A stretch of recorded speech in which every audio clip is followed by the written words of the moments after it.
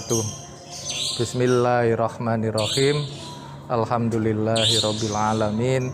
Wa bihi nasta'in ala umuri dunya waddin.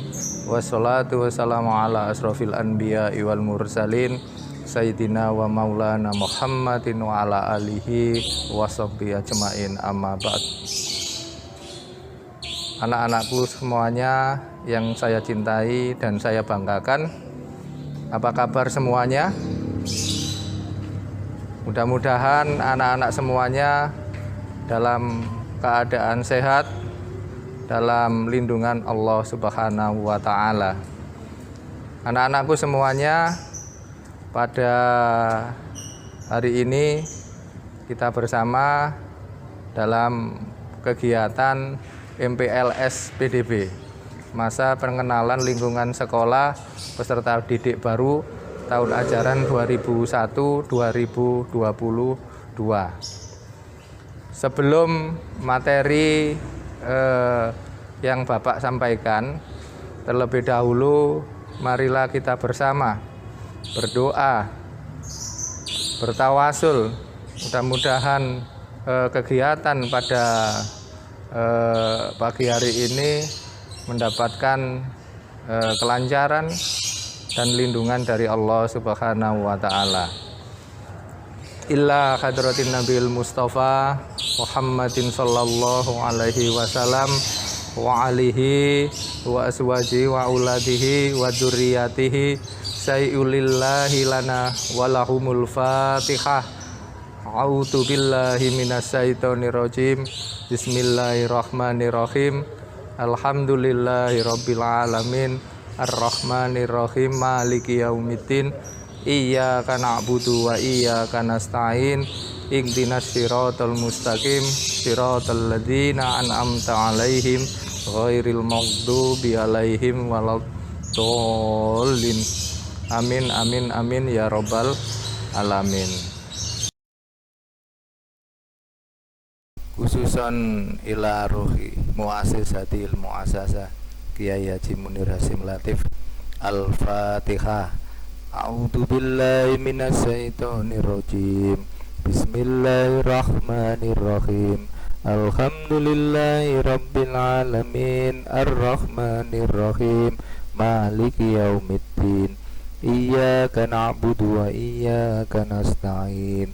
Ihdinas siratal mustaqim. Siratal ladzina an'amta 'alaihim ghairil maghdubi 'alaihim waladdallin. Anak-anakku semuanya, peserta MPLS PDB tahun 2021-2022, sebelum kegiatan ini dimulai, marilah kita bersama membaca doa awal belajar. Bismillahirrahmanirrahim. Allahumma ya man wa fi ilmihi muhit, wa ya man wa fi majdi munir, wa ya man wa fi lutfi sarif, ya khannan ya mannan, akhrimna binuril fahmi wa akhrijna min dhulumatil wahmi, warzuqna fahman nabiyyin wa khibdal mursalin wa ilhamal malaikatul muqarrabin birahmatika ya arhamar rahimin. Wa sallallahu ala sayyidina Muhammad wa ala alihi wa sahbihi wa salam walhamdulillahi rabbil alamin.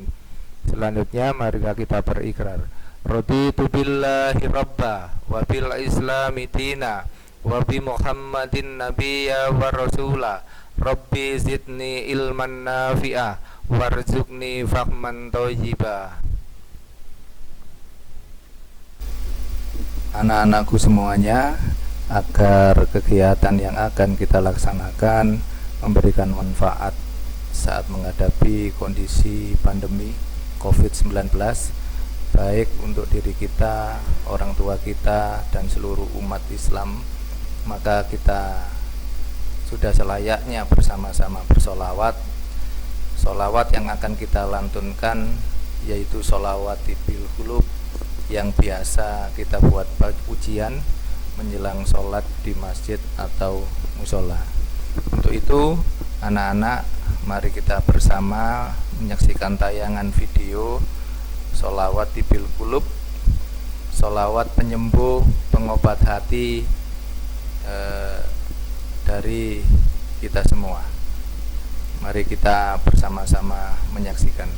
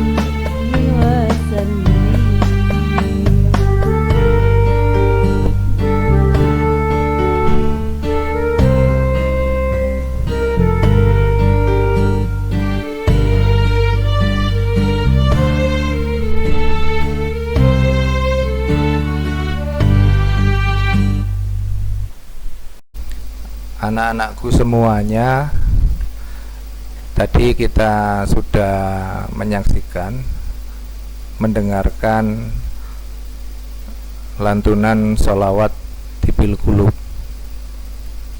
Sholawat tibil qulub ini memiliki manfaat untuk mencegah terjadinya sakit akibat pandemi, baik untuk diri kita, orang tua kita, saudara-saudara kita, bahkan tetangga kita, sekitar kita.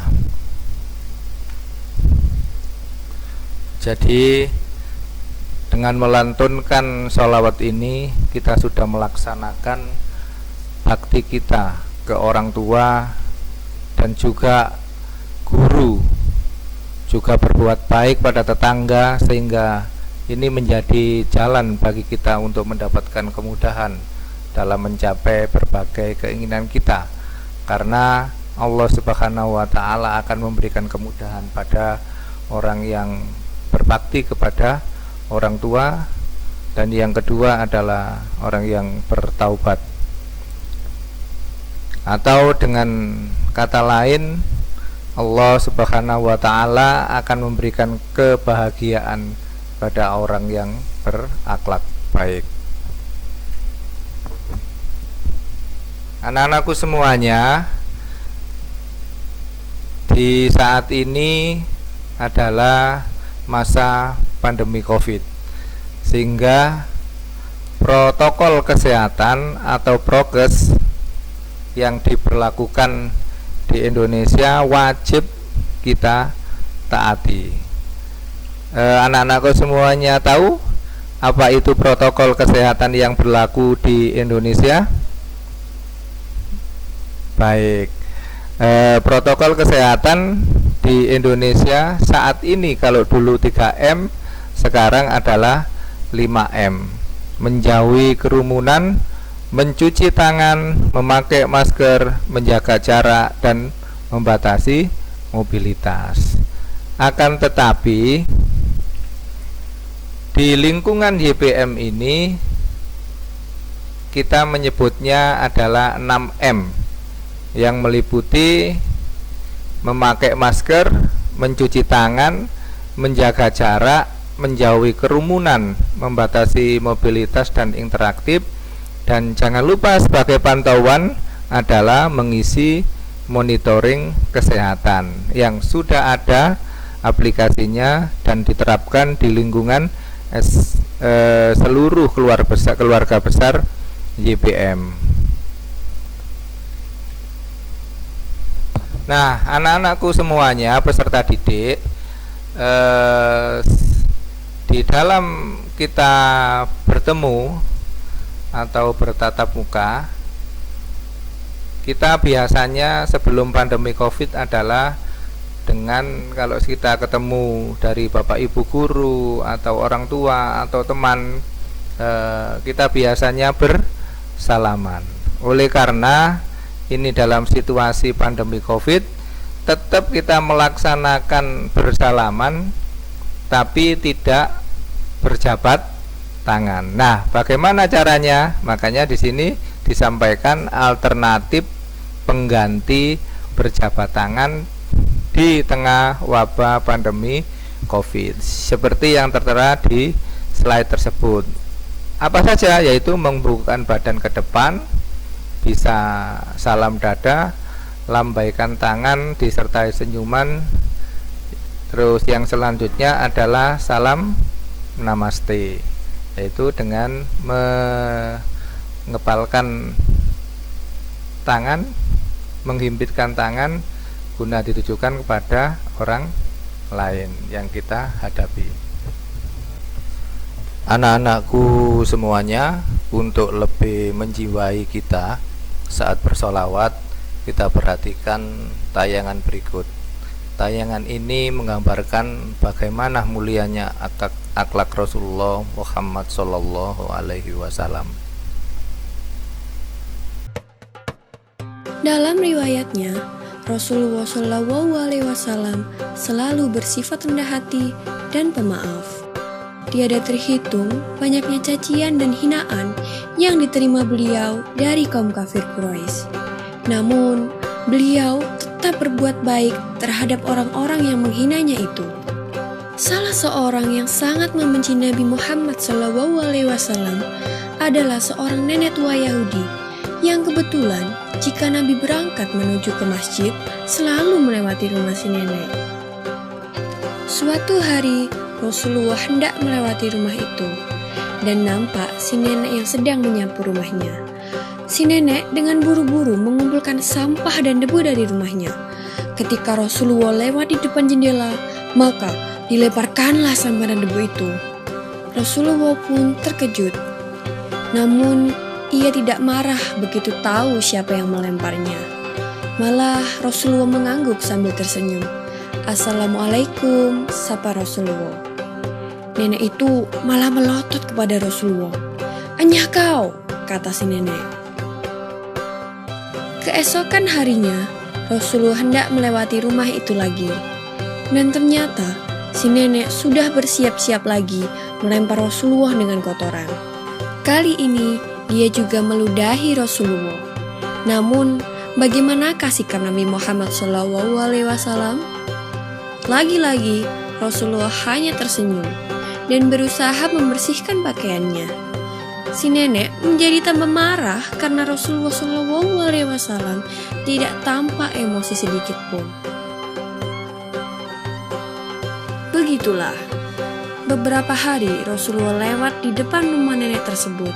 Setiap kali itu pula ia menerima lemparan sampah, debu, dan lain-lainnya. Rasulullah tetap saja tidak marah terhadap nenek tua Yahudi tersebut. Suatu hari Rasulullah SAW lewat lagi di depan rumah sang nenek. Tapi kali ini tampak ada yang berbeda. Si nenek tidak terlihat di depan rumah seperti biasanya. Padahal Rasulullah sudah bersiap-siap untuk menyapa nenek tersebut. Aneh, pikir Rasulullah. Pasti ada sesuatu yang sedang terjadi pada si nenek. Lalu Rasulullah mendatangi dan bertanya kepada tetangga si nenek, "Apakah engkau tahu apa yang terjadi dengan nenek di sebelah rumah ini? Aku tidak melihatnya hari ini." Tetangganya pun menjawab pertanyaan Rasulullah, "Mengapa engkau begitu peduli pada dia, wahai Rasulullah? Bukankah ia selama ini selalu menghinamu?" Mendengar pertanyaan dari tetangga si nenek, Rasulullah hanya tersenyum. Tetangga itu lalu menjelaskan bahwa si nenek tinggal sebatang kara dan kini ia sedang sakit keras. Maka dengan segera Nabi Muhammad SAW menuju rumah si nenek yang sedang sakit. Di rumah itu Rasulullah membantu memasak, mengambilkan air dari sumur, dan membersihkan debu-debu di rumah. Si nenek merasa begitu heran melihat ada orang yang berbaik hati membantunya. Ia pun berusaha bangkit dari tempat tidurnya, dan alangkah terkejutnya si nenek ketika tahu siapa sebenarnya orang tersebut. Dan begitu melihat wajah Rasulullah yang sangat tulus merawatnya sewaktu sakit, si nenek itu pun langsung menitihkan air mata. Selama ini tidak ada seorang pun yang mau merawat si nenek. Akan tetapi, orang yang selama ini dihina si nenek terus-menerus malah menjadi satu-satunya orang yang bersedia merawat si nenek dengan penuh kasih sayang. Si nenek pun segera meminta maaf kepada Rasulullah, sembari terus mengeluarkan air matanya. Pada akhirnya, si nenek mendapatkan hidayah untuk memeluk agama Islam dan menjadi seorang muslimah yang taat. Banyak sekali orang yang masuk Islam mengikuti jejak si nenek karena melihat akhlak Rasulullah yang sangat luar biasa ini.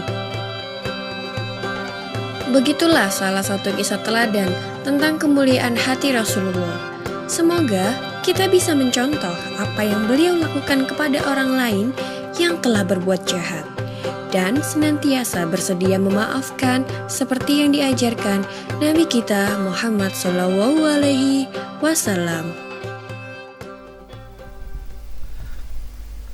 Anak-anak, dari tayangan tersebut anak-anak dapat disimpulkan bahwa akhlak akan menyebabkan orang menghormati kita, berteman dengan kita, mengikuti ajaran kita, bahkan mencari kita untuk menjadi temannya. Nah, apakah akhlak itu? Akhlak adalah segala sesuatu yang baik untuk diri kita dan orang lain, sehingga orang yang berakhlak pasti tidak melakukan perbuatan yang merugikan dirinya dan orang lain. Maka agar terbentuk akhlak, maka dibuatlah peraturan sebagai pembiasaan untuk tidak melakukan yang tidak baik untuk dirinya maupun untuk orang lain. Karena pada prinsipnya memang peraturan dibuat itu memang untuk dipaksakan supaya terpaksa dan menjadi terbiasa. Ada beberapa anak-anakku semuanya peraturan di Yayasan Pendidikan dan Sosial Ma'arif. Yang pertama adalah peraturan tentang kegiatan belajar mengajar, bahwa di sini adalah siswa wajib membaca Al-Qur'an. Sebab apa? Sebab syafaat Al-Qur'an dapat menyelamatkan kita di dunia dan di akhirat. Terus kemudian wajib KPI. Dengan mengetahui dan menjalankan kewajiban sebagai seorang muslim, anak-anak maka menjadi pribadi yang bertanggung jawab terhadap segala sesuatu, termasuk nantinya saat dewasa, yaitu menuntaskan pekerjaan dengan sebaik-baiknya.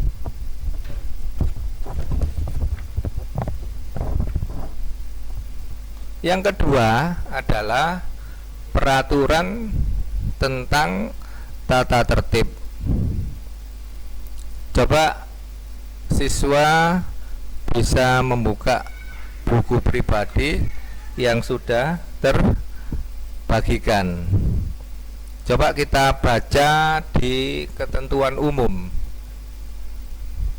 bahwasannya tata tertib ini dimaksudkan sebagai rambu-rambu bagi siswa dalam bersikap, berucap, bertindak, dan melaksanakan kegiatan sehari-hari di sekolah dalam rangka menciptakan iklim dan kultur budaya sekolah yang dapat menunjang kegiatan yang efektif. Artinya apa? Bahwa tata tertib ini untuk tercipta iklim dan kultur budaya sekolah yang dapat menunjang kegiatan pembelajaran yang efektif, tepat guna. Berarti apa? Berarti tata tertib ini menciptakan hal yang baik untuk diri kita dan orang lain, atau dengan kata lain membentuk akhlak. Nah, yang kedua adalah bahwa tata tertib sekolah ini dibuat berdasarkan nilai-nilai yang dianut sekolah dan masyarakat sekitar, yang meliputi nilai ketakwaan, sopan santun, pergaulan, kedisiplinan dan ketertiban, kebersihan, kesehatan, kerapian, keagamaan, dan nilai-nilai yang mendukung kegiatan pembelajaran yang efektif. Nilai-nilai itu adalah nilai-nilai untuk membentuk kemampuan siswa mampu mewujudkan cita-citanya. Sebagai contoh, kalau kita bicara kemampuan abad 21, yaitu komunikasi, kerjasama, kreativitas, dan berpikir kritis, komunikasi tercipta bila kita memiliki nilai-nilai sopan santun.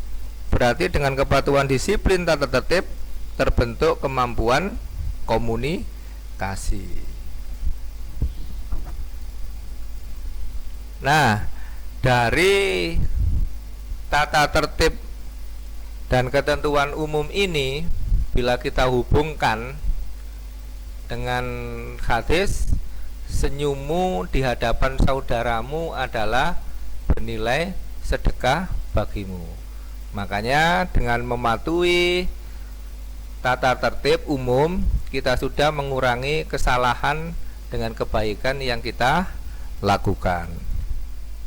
Anak-anak semuanya beserta MPLS PDB, SMP YPM 7 Sidoarjo, dan MTS YPM 2 Sidoarjo, seperti yang Bapak sampaikan tadi, bahwa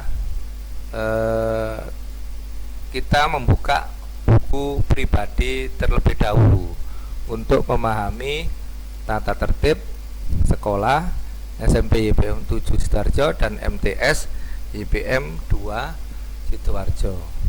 Semua yang di tayangan ini semuanya adalah mengambil dari buku pribadi.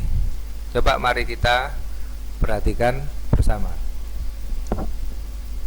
Tadi sudah sampaikan bahwa diharapkan dengan adanya buku pribadi ini, siswa diwajibkan untuk mematuhi tata tertib, di mana hal ini dimanifestasikan dalam bentuk kesediaan untuk menandatangani formulir kesediaan mematuhi tata tertib di sekolah. Nah, ini letaknya di halaman belakang di buku pribadi. Ada yang perlu disampaikan kepada anak-anakku semuanya adalah bahwa sebelum kita fokus pada tata tertib yang inti, ada tata tertib yang sifatnya umum. Yang pertama adalah siswa mengucapkan dan atau menjawab salam bila bertemu dengan guru, siswa lainnya atau orang lainnya yang ada di lingkungan sekolah. Siswa harus memiliki kartu identitas pelajar. Yang ketiga adalah siswa wajib melapor apabila ada perubahan alamat orang tua atau wali peserta didik. Yang keempat adalah taat kepada pimpinan, guru, dan staf sekolah. Yang kelima, melaksanakan segala sesuatu yang diselenggarakan oleh sekolah. Siswa dilarang membawa HP dan sejenisnya. Nah, kemudian di buku pribadi itu ada jenis-jenis pelanggaran. Nah, ini adalah sebagai tayangan saja. Untuk lebih jelasnya nanti kita bersama-sama melihat di buku pribadi. Ini adalah pelanggaran tingkat 1. Apa saja sanksinya apabila anak-anak melanggar yang sudah tercantum di pelanggaran tingkat 1. Terus kemudian pelanggaran tingkat kedua. Nah, ini adalah pelanggaran tingkat kedua. Nanti bisa dibaca di buku pribadi anak-anakku semuanya. Nah, ini adalah sanksi pelanggaran tingkat 2. Selanjutnya adalah pelanggaran tingkat ke-3. Nah, ini adalah sanksi pelanggaran tingkat ke-3. Pelanggaran yang selanjutnya adalah level pelanggaran tingkat ke-4. Demikian juga sanksinya, ini adalah pelanggaran tingkat ke-4. Nah, tingkatan pelanggaran yang paling tinggi adalah di pelanggaran tingkat ke-5. Ini sudah termasuk pelanggaran yang berat. Sanksinya adalah melalui keputusan sidang dewan guru, siswa dikembalikan kepada orang tua atau wali murid. Makanya anak-anakku semuanya, kami berharap sebagai pihak guru kepada anak-anakku semuanya, mari kita taati peraturan sekolah yang ada. Ini semuanya adalah guna mewujudkan ketertiban di sekolah. Insya Allah kalau semuanya sudah tertib, maka penyelenggaraan kegiatan belajar mengajar akan menjadi lebih baik. Nah, bagaimana implementasi tata tertib secara umum? Yang paling pokok adalah siswa bersalaman dengan guru saat datang dan pulang. Sebab apa? Sebab di hadis riwayat Abu Daud dan Tirmidzi, sesungguhnya orang yang paling utama di sisi Allah adalah mereka yang memulai salam. Yang kedua adalah yang perlu kita implementasi tata tertib secara umum adalah siswa mengucapkan dan wajib menjawab salam, tersenyum bila bertemu dengan guru, siswa lainnya atau orang lain yang ada di lingkungan sekolah. Nah, anak-anakku semuanya, materi tata tertib sudah kita pelajari bersama, maka harapan dari Bapak Ibu guru adalah bahwa keberlangsungan sekolah adalah tanggung jawab kita bersama. Bapak Ibu guru, anak-anakku semuanya, dengan menaati apa yang menjadi peraturan sekolah, insya Allah akan kita bersama-sama bisa mengantarkan sekolah ini menjadi lebih baik. Dan kegiatan pada materi tata tertib ini kita akhiri sampai di sini. Mari kita bersama-sama membaca doa akhir belajar. Bismillahirrahmanirrahim.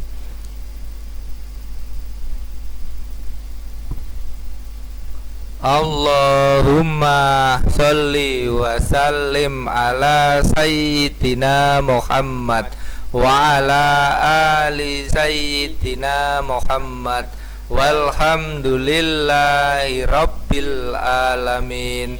Allahumma inni astaudiuka ma alam tanihi fardudhu ilayya inda hajati ilaihi wala tansinihi ya rabbal alamin. Wa sallallahu ala sayyidina Muhammad wa ala alihi wa sahbihi wa sallam walhamdulillahi rabbil alamin. Terima kasih anak-anakku semuanya beserta MPLS PDB SMP YBM 7 Sidoarjo dan MTS YBM 2 Sidoarjo. Materi tata tertib kita akhiri sampai di sini. Jangan lupa untuk tetap selalu mengawal protokol kesehatan. Jangan lupa juga jaga imun dan iman untuk tetap kita waspada terhadap penyebaran COVID-19. Terima kasih. Saya akhiri. Assalamualaikum warahmatullahi wabarakatuh.